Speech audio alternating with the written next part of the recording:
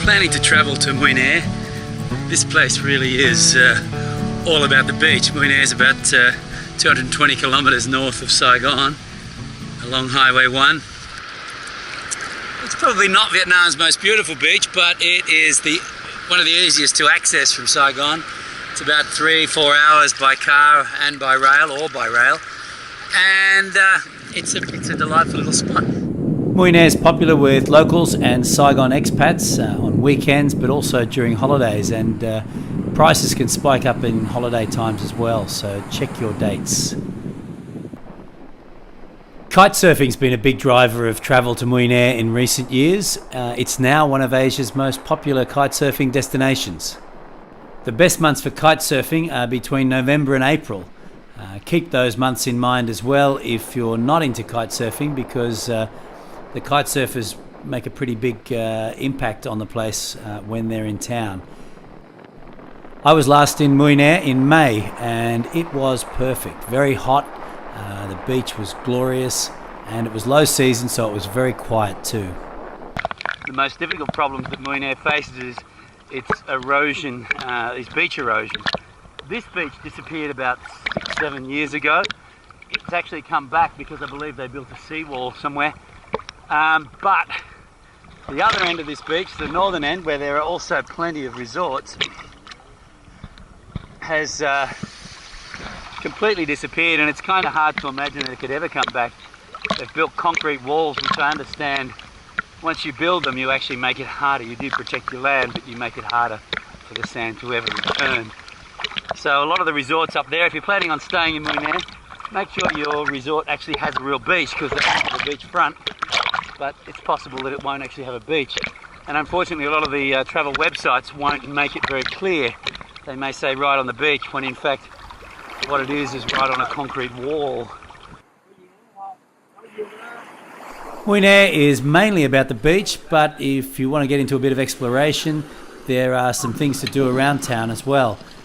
The local seafood will definitely be a highlight. There are some great little local seafood eateries along the beach. And around Mũi Ne there's an ancient Cham ruin and also an old French colonial era fortress. And there are some very cool little villages and towns nearby as well.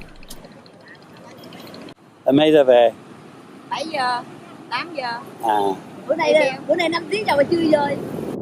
These sand dunes have become a bit of a hit with travellers over the years as well. These are the red sand dunes of Mũi Ne. Going to take a run down this hill on one of these little slides. Okay. How strong? Be careful.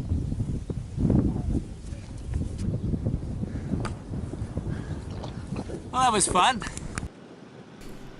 In the afternoon, I headed north up to the white sand dunes, the other sand dunes, and the Lotus Lake, which also seems to be called the White Lake. I had hoped to head up there by bicycle, but I couldn't find a bicycle that was sort of up to the task. In Mũi Ne, all the bikes I could find were just those very cheap sort of $60 bikes that are okay for riding around town, but they're not really good for a serious ride. It's a shame, because it's a beautiful stretch of coast, and it'd be a lovely bicycle ride, because there's not a lot of traffic, so hopefully you'll have more luck finding nice bikes than I did. This is the White Lake, also known as the White Sand Dunes, about 40 k's north of Mũi Ne. Pretty amazing landscape actually, especially this afternoon with some cloud, and incredible. Check it out.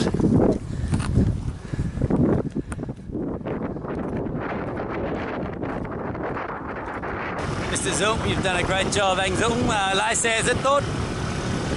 Anh quay lại cũng cẩn thận nhá. Được không? Dạ. Cảm ơn anh. Farewell to the white sand dunes behind me there. For more independent travel info on Mũi Ne and Vietnam, click here or check out rustycompass.com. Thanks very much.